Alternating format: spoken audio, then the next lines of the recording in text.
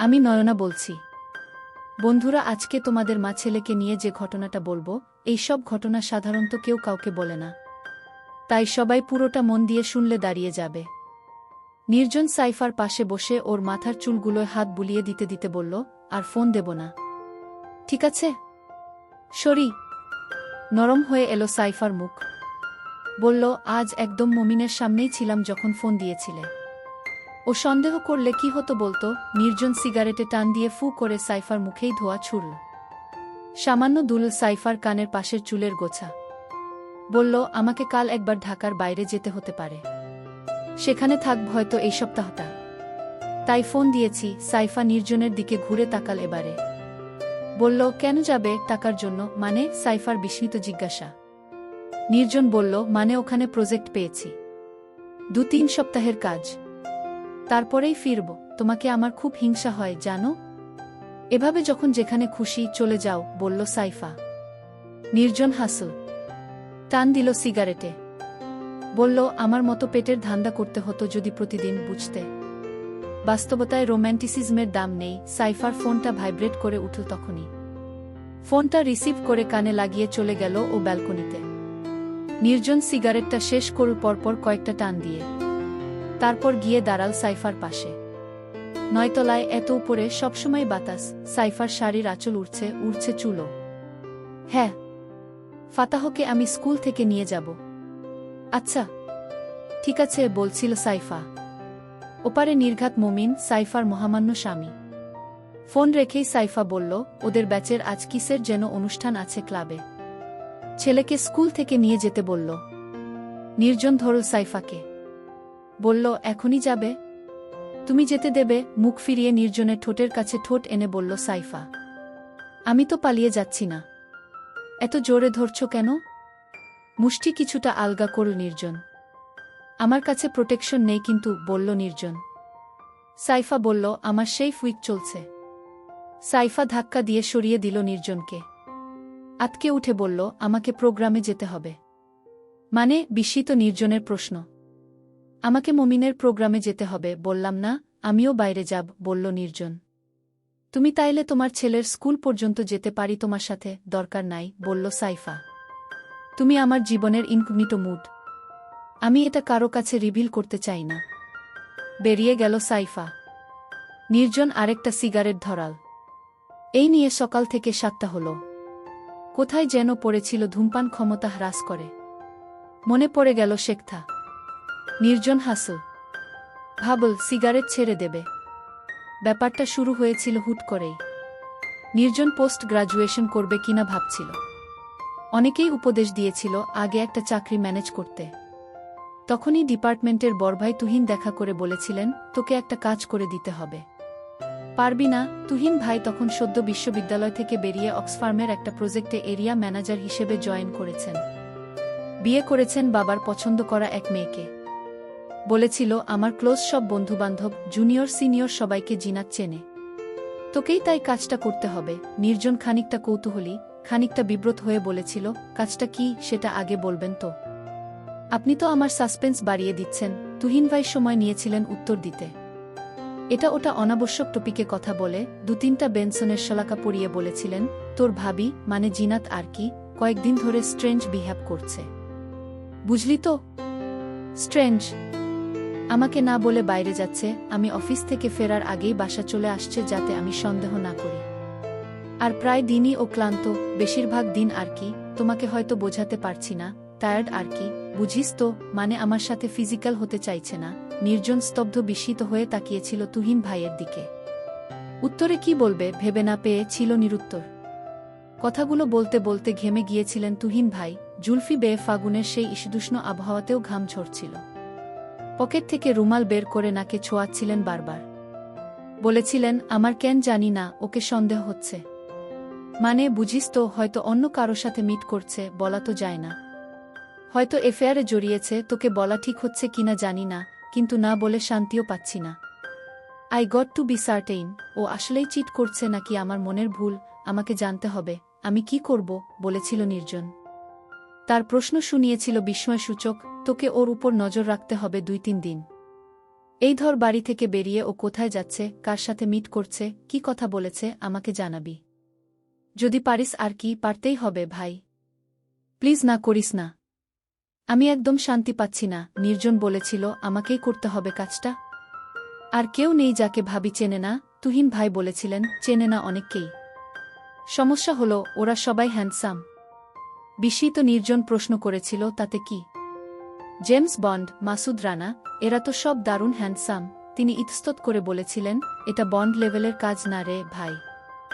আর handsome ছেলে follow করলে জিনাত ঠিক খেয়াল করবে। মেয়েদের চোখ বুঝিস তো। আর তুই হলি মানে বুঝিস তো একটু কম নারবারে টাইপের।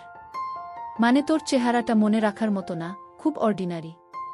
তোর দিকে জিনাত ফিরেও তাকাবে না, অপমানিত বোধ করবে নাকি হাসবে, এই দোলাচলে পড়ে কিছু বলতে পারেনি নির্জন। ন্যারব্যারে বিশেষণটা কোথাও শুনেছে বলেও মনে করতে পারেনি ও। করতেই হবে ভাই। তুই আমার শেষ ভরসা। আমার অবস্থাটা বোঝার চেষ্টা কর। নতুন বউ যদি সাসপিসাস কাজকাম করে, কোনো স্বামীর গলা দিয়ে ভাত নামবে বল? তুহিন ভাইয়ের কথাটা রেখেছিল নির্জন। 2-3 দিন নয়, জিনাত ভাবির গতিবিধি পর্যালোচনা করেছিল ও টানা 1 সপ্তাহ বের করে এনেছিল হারির খবর। তুহিন ভাইয়ের সেই প্রস্তাব পাল্টে দিয়েছিল নির্জনের জীবন। প্রাইভেট ইনভেস্টিগেটর, গোয়েন্দা, সত্যান্বেষী, স্পাই শব্দগুলো সে শুধু বইয়েই পড়েছিল, সিনেমায় দেখেছিল তাদের কার্যক্রম। তুহিন ভাইয়ের কথায় জিনাত ভাবিকে ফলো করার পর থেকে ব্যাপারটা নিয়ে ঘাটাঘাটি শুরু করে দেয় সে। ফেলুদা, ব্যোমকেশ, মাসুদ রানা পড়ার সময় সে ভাবত এসব শুধু কল্পনাতেই সম্ভব, বাস্তবে এনফোর্সমেন্ট এজেন্সি ছাড়া আর কেউ ইনভেস্টিগেশন করে না। কিন্তু গুগলে সামান্য ঘাটতেই সে পেয়ে যায় ঢাকারই কিছু প্রাইভেট ইনভেস্টিগেশন এজেন্সির ওয়েবসাইট আর অফিসের ঠিকানা। পেশা হিসেবে প্রাইভেট ইনভেস্টিগন যে মন্দ নয়, বুঝে যায় তাদের সার্ভিস চার্জ দেখে। এখন নির্জন নিজেই খেচর নামের একটা এজেন্সির মালিক। খেচরের ওয়েবসাইট আর সোশ্যাল মিডিয়া অ্যাকাউন্টে যদিও অফিসের ঠিকানা দেয়া আছে কাউরানবাজার, ঢাকা। আদতে তাদের কোনো অফিস নেই সরকারি লাইসেন্স না থাকায়। লাইসেন্স পেলেও গোপনীয়তার স্বার্থে কোনোদিন অফিস খুলবে বলে মনে হয় না। খেচরে তার নির্দেশনায় কাজ করে 3 জন, ঝন্টু, রূপা আর সুপ্রভা। শুরু থেকেই ঝন্টু খেচরের সাথে জড়িত। আইডিয়াটা মাথায় আসার পর শুধু ঝন্টুকেই জানিয়েছিল নির্জন। নির্জনের কাছ থেকে প্রস্তাব পেয়ে ঝন্টু আর বিলম্ব করেনি, সেদিনই অল্প টাকায় একটা ডোমেইন কিনে তৈরি করে ফেলেছিল ওয়েবসাইট। ওয়েবসাইট খুলেই ঝন্টু বলেছিল সাইট তো খুললাম, কেউ কি সাইটে ঢুকবে? আমাদের কাজ দেবে। নির্জনের তখন অধেল উৎসাহ, আপাদমস্তক মোটিভেশন। নিজেকেই ভরসা দিতে বোধহয় বলেছিল কলিকাতা হারবালের বিজ্ঞাপন দেখেছিস না? অব্যর্থ ওষুধ, এক ফাইলই যথেষ্ট ফিরিয়ে আনবে দাম্পত্য জীবনে সুখ। কোনোদিন ওদের বিজ্ঞাপন দেখে যোগাযোগ করেছিস? না, করার কথাও না। কিন্তু তুই ভাবিস না কেউ করে না। যাদের দরকার তারা ঠিকই যোগাযোগ করে। কাজ হোক না হোক টাকা দিয়ে ওষুধ কেনে। আমরাও ধর কলিকাতা হারবাল। সবার প্রাইভেট ইনভেস্টিগেটরের দরকার নাই। যাদের দরকার তারা ঠিকই খুঁজে নেবে। তবে ঝন্টুর সন্দেহ সত্যে পরিণত হয়েছিল। প্রথম 3 মাসে তাদের সাইটের ভিজিটর ছিল মাত্র 21 জন। সাইটে দেয়া মেইল অ্যাড্রেসে কেউ যোগাযোগ করেনি। এই সময়টা তারা কাজে লাগিয়েছিল কর্মী রিক্রুট করে। তাদের প্রয়োজন ছিল অন্তত একজন নারী কর্মী। ঝন্টু অবশ্য তার শেষময়ের প্রেমিকাকে দলে ভেড়ানোর প্রস্তাব করেছিল, নির্জন রাজি হয়নি। কর্মী সংগ্রহ করাটাই ছিল তাদের মূল চ্যালেঞ্জ। প্রাইভেট ইনভেস্টিগেশন এজেন্সির কথা সবাইকে বলা চলে না, কেউ হেসে উড়িয়ে দেবে, কেউ দেখবে বাঁকা চোখে। তাদের তাই অ্যাপ্রোচের ব্যাপারে সাবধান থাকতে হয়েছিল। তাদের প্রয়োজন অ্যাডভেঞ্চারাস মেয়ে, সারাদিন আয়নার সামনে কাটিয়ে দেয়া নার্সিসাস কিংবা রেস্টুরেন্টে সপ্তাহে 3 বার চেক ইন দেয়া কাউকে তারা চায়নি। অনেক খুঁজে রূপা আর সুপ্রভাকে পেয়েছিল ওরা। রাজিও হয়ে গিয়েছিল তারা এমন আনইউজুয়াল জব অফারে। এই 3 বছরে খেচর 50টিরও বেশি কেস হাতে নিয়েছে। আগাথা ক্রিস্টির পার ভক্ত নির্জন ভেবেছিল তাদের কাছে মাথা খাটানোর মতো চাঞ্চল্যকর, অন্তত বিচিত্র সব কেস আসবে। কিন্তু এ পর্যন্ত তেমন কোনো কেস আসেনি হাতে। বেশিরভাগ কাজই বিয়ে সংক্রান্ত। সন্দেহবাতিক কিংবা বিচ্ছেদকামী স্পাউস অথবা প্রেমিক, পাত্রপাত্রীর সন্ধানে থাকা বাবা, জমির খোঁজে থাকা বিয়েল স্টেট ব্যবসায়ী, কন্ট্রাক্টর আর বিল্ডার, এরাই মূলত খেচরের নিয়মিত ক্লায়েন্ট। চুরুট কিংবা চারমিনার জ্বালিয়ে ঘণ্টার পর ঘণ্টা পায়চারি করে, রাতবিরাতে ক্লু খুঁজে, উডানিক পদ্ধতিতে সাসপেক্টকে চিহ্নিত করে আত্মতুষ্টিতে ভোগার মতো কেস একটাও হাতে আসেনি। সর্বশেষ যে কাজটি তাদের হাতে এসেছে, যার জন্য তাকে যেতে হতে পারে ঢাকার বাইরে, সেটাও স্পাউজাল। সন্দেহগ্রস্ত এক স্বামী তার স্ত্রী পরকিয়া করছে কিনা জানতে চান। সাইফা চলে যাওয়ার পরই নির্জন বাইক চালিয়ে চলে গিয়েছিল সুপ্রভার অফিস। সুপ্রভা একটা কলেজ থেকে ডিগ্রি নিয়ে ফার্মগেটে ঢাকা বিশ্ববিদ্যালয়ের আইবিএ হোস্টেলের পাশে একটা রুম ভাড়া নিয়ে অফিস বানিয়েছে। নাম দিয়েছে আইন সহায়তা কেন্দ্র। ও প্র্যাকটিস করে মূলত ঢাকার নিম্ন আদালতে। পসার নেই বললেই চলে।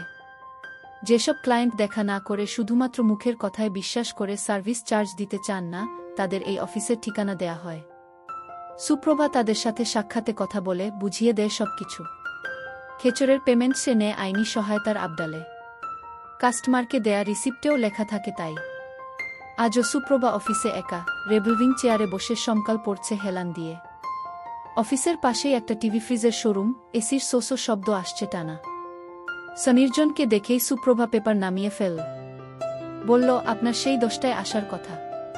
এত দেরি করলেন যে? আপনার জন্যেই এতক্ষণ বসে আছি একা। নির্জন টেবিলের সামনে রাখা চেয়ারে বসল আরাম করে। বলল, একটা কাজে আটকে গেছিলাম। সুপ্রভা হাসল। বলল, কালকের ক্লায়েন্ট জুলফিকার আমান এসেছিল। অদ্ভুত লোক। আপনার খেচরের সাথে যুক্ত হয়ে কত কিছু যে দেখতে হচ্ছে। আমার খেচর? বলল নির্জন। খেচর তোমাদের নয়। আমার একার কথা বলছো কেন? ওই হলো।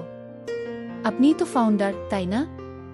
এই এজেন্সি বিশাল কিছু হয়ে গেলে আপনার নামটাই থাকবে, আমরা সব হারিয়ে যাব। নির্জন লক্ষ্য করল সুপ্রভার চোখের চারিদিকে কালো দাগ। খুব রাত জাগা হচ্ছে। নির্জন নিজেও নিশাচর, কিছু কোনো অদ্ভুত কারণে চোখে ওর ডার্ক সার্কেল পড়ে না। কি কাজে ব্যস্ত থাকছে সুপ্রভা? নির্জন পকেট থেকে গোল্ডলিফের 10 শলাকার মিনি প্যাকেট বের করে একটা শলাকা সুপ্রভার দিকে এগিয়ে দিয়ে বলল, তোমার চলবে?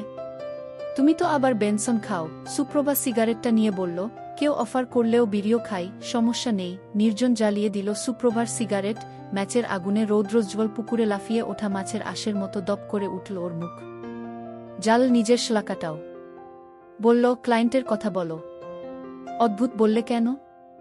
ধোয়া ছাড়ল সুপ্রভা। বলল, লোকটা জুলফিকার আমান বেশ ইয়াং। আমাদের চেয়ে খুব বেশি হলে 15 বছরে বড় হবেন। সিরামিকের প্রোডাক্টের বিজনেস করেন, পান্থপথে দোকান আছে বলল।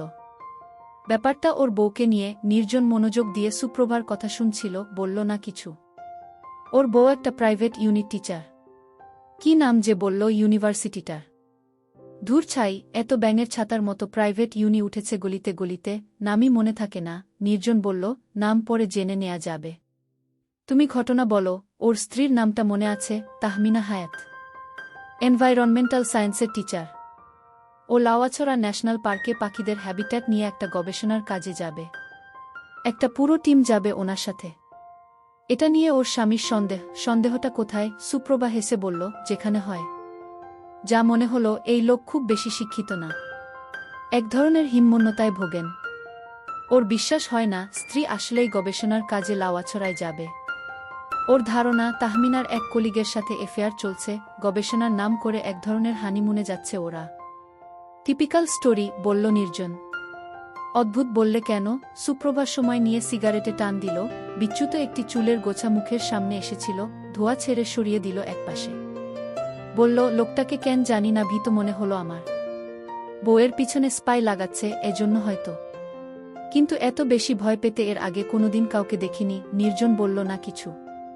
সুপ্রভাই চালিয়ে গেল কথা, আপনার এই সুযোগে অবশ্য শ্রীমঙ্গল ঘুরে আসা হচ্ছে। ঢাকার বাইরে যাচ্ছেন না অনেক দিন। হাওয়া বদল হয়ে যাবে, মাথা পরিষ্কার। নির্জন উদাস হয়ে বলল, মাথা পরিষ্কার হয়ে লাভ কি বলো? খাটানোর তো জায়গায় পাচ্ছি না। সে শুরু থেকেই এ পরকিয়া, রিয়েল স্টেট, প্রিম্যারিটাল চেকিং। বাঙালিরা এখনো এসব থেকে বেরুতে পারল না। আরে ভাই, একটু ইউনিক টাইপের ক্রাইম কর না। আবারও হাসল সুপ্রভা। বলল, ক্রাইম বদলাচ্ছে প্রতিনিয়ত বস। আমরা শুধু সেসব পাচ্ছি না, ভাগ্য আমাদেরই খারাপ। প্রজেক্টটা নিয়ে কথা বলল ওরা আরও কিছুক্ষণ। ভদ্রলোক 15 দিনের সার্ভেইলেন্স অফারটা গ্রহণ করেছেন। সিটির বাইরের এক্সট্রা খরচ বহন করতেও প্রস্তুত, অর্ধেক টাকা পে করেছেন এর মধ্যেই। সুপ্রভা বলল, রূপাকে এবারে সাথে নিয়ে যান। আমি এখন ঢাকার বাইরে যেতে পারব না কোথাও। নির্জনও তাই ভাবছে। বলল, তুমি লোকটার সাথে ফোনে যোগাযোগ করো। ওর স্ত্রী কবে যাবে আমাকে জানিয়ে দেবে। আমরা পারলে ওর সাথেই যাব, যদি বাসে বা ট্রেনে যায় আর কি। ঝন্টুকে বলে ওর ইউনিটেও একটু খোঁজ নিতে বলো।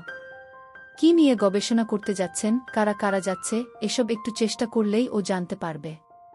আর তাহমিনার ফেসবুক আইডির লিঙ্কটা পাঠিয়ে দিও। একটু দেখতে হবে। আরও কিছু নির্দেশনা দিয়ে বেরিয়ে আসছিল নির্জন। পেছন থেকে ডাকল সুপ্রভা। আমাকে একটু টিএসসি ড্রপ করে দিতে পারবেন? বাইক এনেছেন তো সাথে? বাইকের দুদিকে দুপা দিয়ে বসল সুপ্রভা। নির্জন বলল, কারো সাথে দেখা করতে যাচ্ছ নাকি? হ্যাঁ, ডেপ্টের জুনিয়র। ছেলেটা ফেসবুকে খুব জ্বালাচ্ছিল। একটু টাইপ দিয়ে আসি। টাইপ দেবে নাকি অন্য কিছু? শেষে জুনিয়রের সাথে গিয়ার শিফট করে বলল নির্জন। প্রচণ্ড জ্যাম, ক্লাস ধরে থাকতে হচ্ছে সবসময়। এসব তো জুনিয়রের সাথে বেশি মজা। নিজের মতো করে চালিয়ে নেয়া যায়। বিয়ের কথা চিন্তা করছো? জিজ্ঞেস করল নির্জন। হাসির শব্দ পেল নির্জন। সুপ্রভা বলল, যা সব দেখছি, বিয়ে নিয়ে এক প্রকার বিভীষিকা এসে গেছে।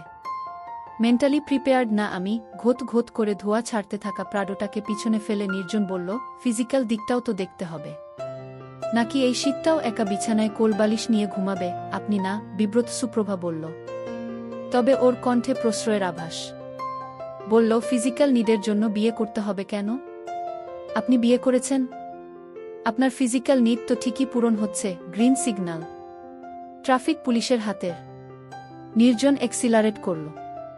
সুজুকি জিএসএক্স আর এক্সিলারেশনের বাপ একটানা চলে গেল সব গাড়ির সামনে। ফাঁকা রাস্তায় বলল, ফিজিক্যাল নিড হলো প্রচ্ছাপ করার মতো। কিছুক্ষণ পরপর যেমন জলত্যাগ করতে হয়, এই বলতাও তেমন কিছুক্ষণ পরপর হুল ফোটায়। এজন্যেই বিয়ে করতে হয়। প্রেম ট্রেম দিয়ে পোষায় না। খিলখিল করে হেসে উঠল সুপ্রভা। হা হা, ভালো বলেছেন কিন্তু। চলে এলো ওরা টিএসসিতে। ছাত্রছাত্রীদের কোলাহল, হাসি, রিক্সা টুংটাং, গিটার হাতে এক যুবক। রাজু ভাস্কর্যের সামনে ছাত্র ইউনিয়ন কি কারণে যেন বক্তৃতা করছে। বান্ধবীর শাড়ির আঁচল ঠিক করে দিচ্ছে একজন। এখানে এলেই নস্টালজিক হয়ে পড়ে নির্জন। দীর্ঘশ্বাস ছাড়ে। এই কোলাহলের অংশ ছিল ও, এই তো ৩-৪ বছর আগেই। সুপ্রভা বাইক থেকে নামলে বলল, তুমি জুলফিকারের সাথে নিয়মিত যোগাযোগ রাখো। জানার চেষ্টা করো ভদ্রমহিলা কবে শ্রীমঙ্গল যাবেন। আমি রূপাকে বলে দেব সবকিছু। সুপ্রভা আলতো হেসে চলে গেল। নিজের বাইকের প্রিলিয়ন সিটটাকে খুব ঈর্ষা হলো ওর। সুপ্রভা ওভাবে যদি ওর মুখে বসত, বাইকে বসার মতো। বাসায় ফিরতে ফিরতে বিকেল হয়ে গেল নির্জনের। শীতকালের দিন জীবনের মতো ছোট। সুপ্রভাকে ড্রপ করে ন্যাশনাল লাইব্রেরিতে ধু মেরেছিল একবার লাওয়াছড়া নিয়ে পড়তে। লাওয়াছড়া ন্যাশনাল পার্কের ফুল নিয়ে মিজানুর রহমান পিনুর ইংরেজিতে লেখা একটা বই পেয়েছিল ও। কিছুক্ষণ উল্টেপাল্টে রেখে দিয়েছে। তাহমিনা হায়াত যাচ্ছে পাখিদের নিয়ে গবেষণা করতে, অন্তত তার স্বামীর দেয়া তথ্য সঠিক হলে। লাওয়াছড়ার পাখিদের নিয়ে জানা প্রয়োজন ছিল ওর, যদিও বই পায়নি কোনো। বাসায় ফিরে রূপাকে মেসেজে জানিয়ে দিয়েছে শ্রীমঙ্গল যাওয়ার কথা। এখনও হয়তো মেসেজ দেখেনি রূপা, দেখলে সাথে সাথেই রিপ্লাই দিত। এক কাপ চা হাতে ব্যালকনিতে দাঁড়াল নির্জন। চায়ের এই কাপটা সাইফার স্বামী এনেছে ফ্রাঙ্কফুর্ট থেকে, ছাগল পালন প্রশিক্ষণ টাইপের কোনো এক সরকারি ট্যুরে গিয়ে। সাইফা বলেছিল জার্মান কাপে চা খাবে এখন থেকে। চা খাবে আর আমার কথা ভাববে। যদিও কোনোদিন চায়ের কাপে সাইফার কথা মনে পড়ে না নির্জনের। ডিসেম্বরের প্রথমার্ধেও সেভাবে এবার শীত পড়েনি ঢাকায়। জলবায়ু পরিবর্তন। ফ্লানেলের শার্টেই কাজ চলে যাচ্ছে। শীত ছিল ছোটবেলায়। উক্কি শীত, উলের কম্বল, কাটা ধানের মুড়া, জ্বালানো আগুন, একনা চাপি বইস বাহে ভাব। একটু বড় হয়ে সুচেতার সাথে আইল ধরে ধরে স্কুল, হলুদ সরিষা ক্ষেত, ফিঙে, খেজুর গাছ। তারপর রংপুরের ম্যাচে ফাতিমা ভাবি। সেই শীতগুলো ভালো ছিল, সেই শীতে কম্বলের ওমের কদর ছিল। চায়ে চুমুক দিতেই নির্জন শৈশব কিশোর ঘুরে এলো। কম দেখা হলো না এ জীবনের। বাবার মৃত্যু, দারিদ্র, মায়ের দ্বিতীয় বিয়ে, দারিদ্র, মায়ের মৃত্যু, দারিদ্র, বিশ্ববিদ্যালয়, দারিদ্র। আতপেটা কত গল্প, লোভ, হাসি, আনন্দ। আজ এখন টাকা আছে, পেটে ভাত আছে, 9 তলায় ফ্ল্যাট আছে। আদরের সেই ওমটুকু, আলু ভর্তা আর গরম ভাতের ধোয়াটুকু নেই শুধু। নির্জনের চমক ভাঙ্গে ফোনের রিংটোনের শব্দে। রূপার কল। ওর ডেসলারে তোলা ছবি ভাসছে স্ক্রিনে। আমরা কি সত্যিই শ্রীমঙ্গল যাচ্ছি? ভুল করে মেসেজ পাঠাননি তো? ফোন কানে লাগাতেই নির্জন রূপার উচ্ছ্বসিত কণ্ঠের ওঠানামা শুনতে পায়। বলল, সবকিছু ঠিকঠাক থাকলে শুধু যাব না, গিয়ে 10-15 দিন থাকব। সবকিছু ঠিকঠাক থাকলে মানে? বাতিল হতে পারে নাকি? রূপার গলার স্বর নেমে গেল মুহূর্তেই, যেন কেউ ঠান্ডা জল ঢেলে দিয়েছে গায়ে। নির্জন হেসে বলল, আচ্ছা, কোনো কারণে যদি না যাওয়া হয়, আমি নিজের টাকায় তোমাকে নিয়ে যাব। হয়েছে? শুধু শ্রীমঙ্গল না, সিলেট, সুনামগঞ্জ, পূর্বের যত জেলা সব ঘুরিয়ে আনব, কথা দিলাম। হয়েছে? আপনার কথার যা দাম, উপাস থেকে বলল রূপা। গতবার সুন্দরবন নিয়ে যেতে চেয়েছিলেন, এখনো যাচ্ছি। আপনার ভরসায় থাকলে পরজন্মে শ্রীমঙ্গল যেতে হবে। নির্জন তার কলিগদের সাথে যথেষ্ট ফ্রি, যদিও সবাই তাকে সম্মান করে, ঝন্টু ছাড়া, অবশ্যই। আজকালের মধ্যেই যেতে হবে। তুমি ব্যাগট্যাগ গুছিয়ে রাখো। গেলে লম্বা সময় থাকতে হবে। আর গরম কাপড় নেবে ঠিকমতো। ঢাকার বাইরে কিন্তু প্রচণ্ড শীত। নির্জন খুলে বলল রূপাকে তাহমিনা হায়াতের ব্যাপারটা। শুনে রূপা বলল, এমন কেস প্রতি মাসে আসে না কেন? টাকা কামানোর সাথে সাথে ঘোরাঘুরিও হয়ে যায়। ফোন রাখল নির্জন। রূপা সুপ্রভার মতো চাপা নয়। অনেক উচ্ছল, এক্সপ্রেসিভ, সুস্মিতা। পৌষের শৈশব রোদ্দুরের মতো গায়ের রং, হাসিতে প্রকাশিত গজদন্ত। যেখানেই যায় মাতিয়ে রাখে ও চারপাশ। আবারও ব্যালকনিতে গিয়ে বসল নির্জন। সন্ধ্যা নামছে পৃথিবীর বুকে ফিঙের চঞ্চল ডানায়। টার্গেটের পিছনে ঘুরতে না হলে কিংবা অন্য কাজে ব্যস্ত না থাকলে সন্ধ্যায় সিগারেট জ্বালিয়ে এভাবে বসে থাকে নির্জন, অন্ধকার ঘনিয়ে আসা পর্যন্ত। শুক্লপক্ষ হলে অপেক্ষা করে চাঁদের, কৃষ্ণপক্ষে তাকিয়ে থাকা তারাদের দিকে। সামনের বিল্ডিংগুলোতে একে একে জ্বলে ওঠে বৈদ্যুতিক আলো। জানালায় ফোন কানে তরুণীকে দেখা যায়, বাচ্চা কোলে মা হাঁটে ছাদে, রেলিংয়ে ঝুঁকে নিচের পৃথিবী কৌতূহলী চোখে অবলোকন করে কিশোরী। ছাদের জানালার প্রায় সবাই ওর চেনা হয়ে গিয়েছে।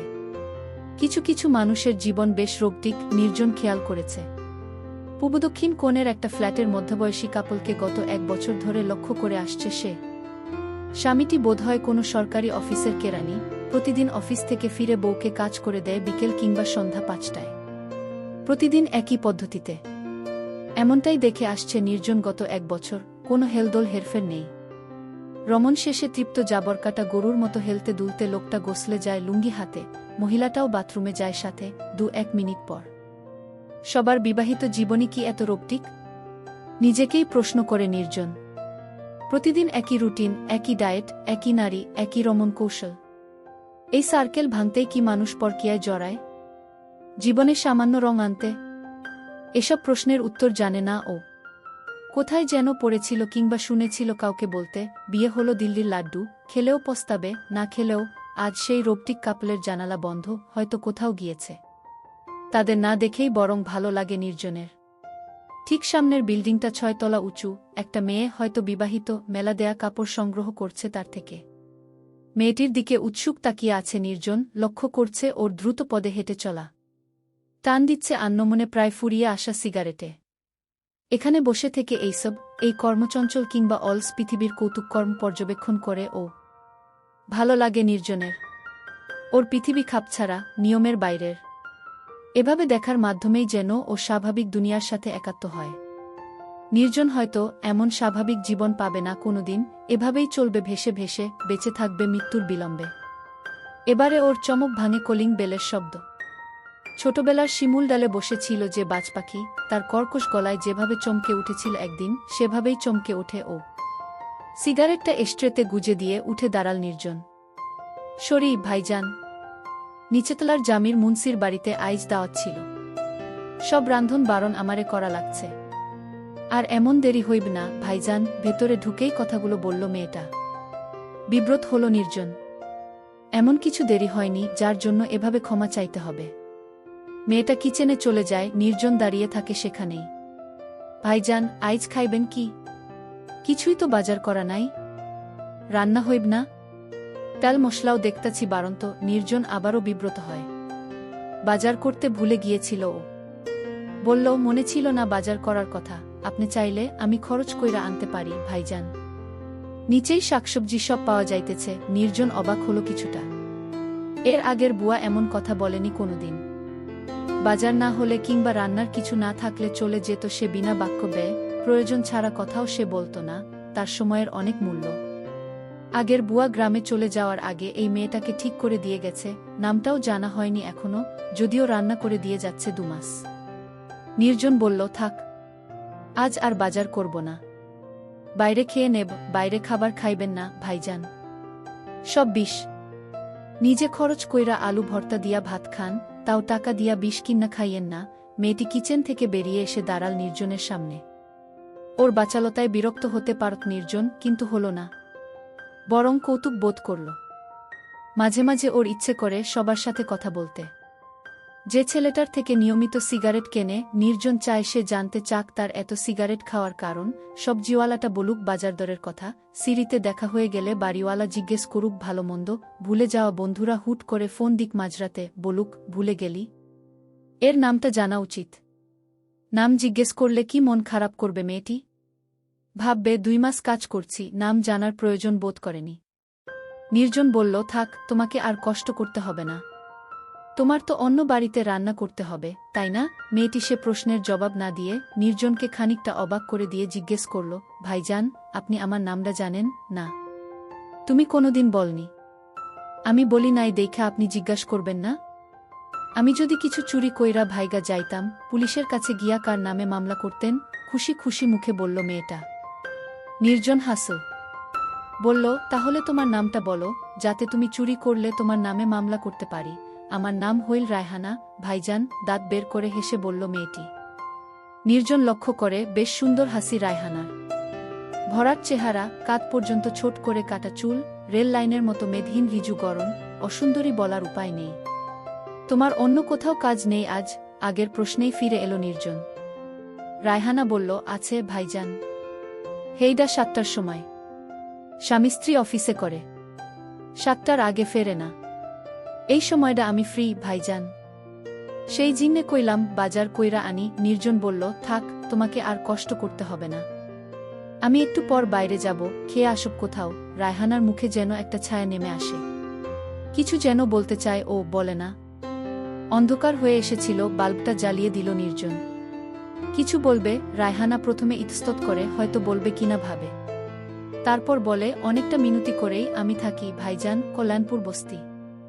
এখন আপনার এখানে থাইকা চইলা গেলে ওই বাসার সামনে যাইয়া দাঁড়ায় থাক লাগ, বস্তিতে চইলা গেলে আর ফিরন যাইব না। যাইতে আসতেই 7টা। একটা দিন কামাই করলেও ভাইজান ওরা মাইনা কাটে। কথাগুলো বলে একটু থামু রায়হানা, তারপর মুখটা তুলে নরম গলায় বলল, আমি একটু আপনার এখানে থাকি ভাইজান। 7টা পর্যন্ত। নির্জন ওর মুখের দিকে তাকাল, বলল, থাকো, সমস্যা নেই, ইচ্ছা করলেও ঘুমাতেও পারো বিছানায় শুয়ে। রায়হানার মুখে হাসি ফুটে উঠল নির্জনের সম্মতিতে। ওর হাসি দেখে নির্জনের মনে হল মেয়েটি সত্যিই খুশি হয়েছে। রায়হানা বলল, ঘুমাব না ভাইজান? আপনার টিভি নাই? বহুদিন টিভি দেখি না। নির্জন ল্যাপটপে একটা বাংলা সিনেমা চালু করে দিয়ে আবারও ব্যালকনিতে এসে বসল। কম্পিউটারে টিভি দেখার চাইতে টিভিতে টিভি দেখাইখা বেশি মজা ভাইজান। অ্যাডভার্টাইজগুলাও ভালো লাগে। ল্যাপটপের ব্যাপারে কমপ্লেইন করলেও বেশ গুটিসুটি মেরে বসেছে রায়হানা স্ক্রিনের সামনে। ল্যাপটপের উজ্জ্বল আলো ওর মুখে এসে পড়েছে, অন্যরকম দেখাচ্ছে ওর মুখ। কৃষ্ণপক্ষ চলছে, চাঁদ উঠবে মাঝরাতে।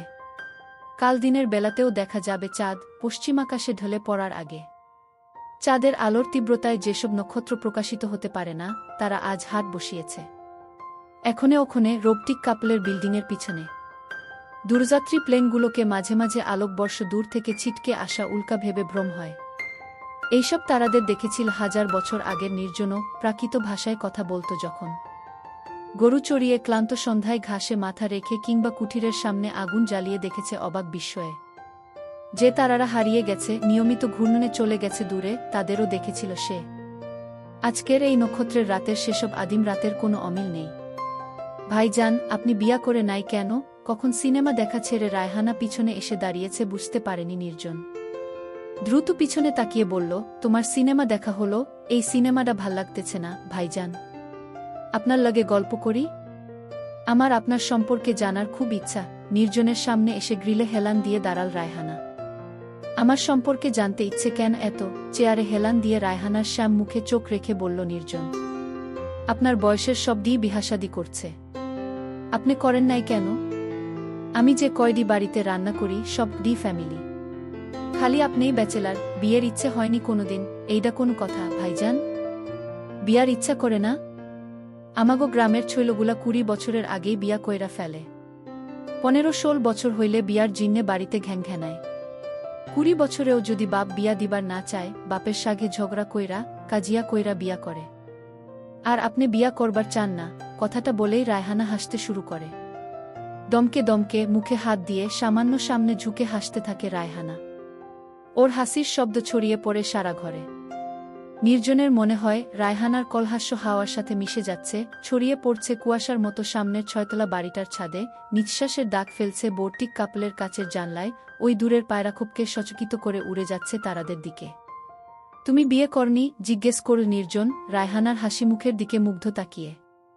করছি ভাইজান। হাসি কোনমতে থামিয়ে বলল রায়হানা।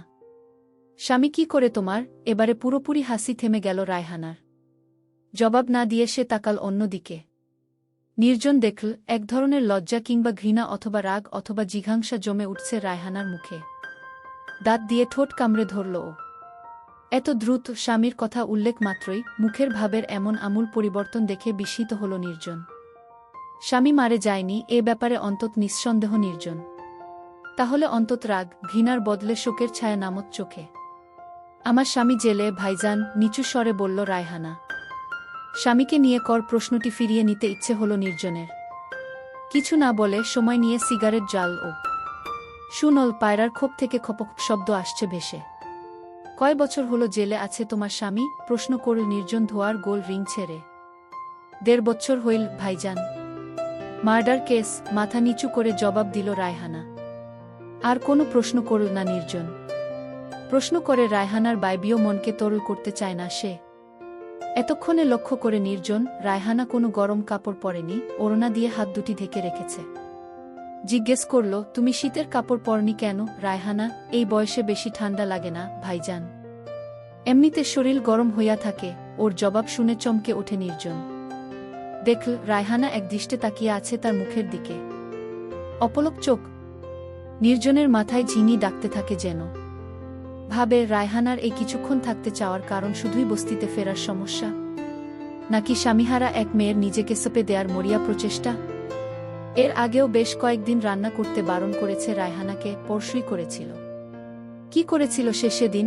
একা থাকতে ভালো লাগে রায়হানা? স্বামীকে ছাড়া? বাজিয়ে দেখতে গা গলায় জিজ্ঞেস করে নির্জন। ভালো লাগে না ভাইজান। আপনি যে কেমনে একা থাকেন এইটাই বুঝি না। রায়হানার মুখের দিকে তাকাল নির্জন। ফ্ল্যাট নিরাবেগ মুখ, নষ্ট ট্রাফিক সিগন্যালের মতো নির্দেশনাহীন। শুধু ঝলছে চোখ দুটো, অনির্বাণ। অন্ধকারে বেড়ালের চোখের মতো। তোমার বাচ্চা কাচ্চা নাই? নির্জনের প্রশ্ন। আছে ভাইজান। এক পোলা, 3 বছর বয়স। হের মুখ চাইয়াই তো আরেকটা বিয়া করবার পারি না। না হইলে কবেই বিয়া করতাম। খুনির সাথে সংসার করা যায়? লজ্জা লাগে না? নির্জনের সান্ত্বনা দিতে ইচ্ছে করে ওকে, কিন্তু তেমন কিছুই খুঁজে পায় না ও। উল্টো প্রশ্ন করে, কত বছরের জেল? 7 বছর। 7 বছর? সাবধানে পা ফেলে নির্জন। 7 বছর এই যৌবন আটকে রাখবে? আটকাইতে তো মন চায় না ভাইজান। ভাল্লাগে না কিছু? বলার কিছু রাখল না আর রায়হানা। শুধু আমাকে কাজ করে দেন ভাইজান বলা থেকে বিরত থেকেছে। এটুকু বুঝে নেয়া কি নির্জনের দায়িত্ব নয়? সিগারেটে শেষ টান দেয় নির্জন। ধোয়া ছেড়ে তাকায় রায়হানার মুখের দিকে। রায়হানার মুখ বিশেষ মুহূর্তের সাইফার মুখের সাথে মিলে যায়, মনে করিয়ে দেয় রংপুরের ফাতিমা ভাবির মুখ। কোমরে হাত রাখল নির্জন। রায়হানা বোধহয় এটুকুর অপেক্ষাতেই ছিল, ঢলে পড়ল ও নির্জনের চেয়ারে। পায়জামাতে গিট্টু দেয়া আছে ভাইজান। পারবেন না? আমি খুলতেছি। চোখ মেলে নির্জন যেন গ্রহণ করতে থাকে মহাজাগতিক সৌন্দর্য।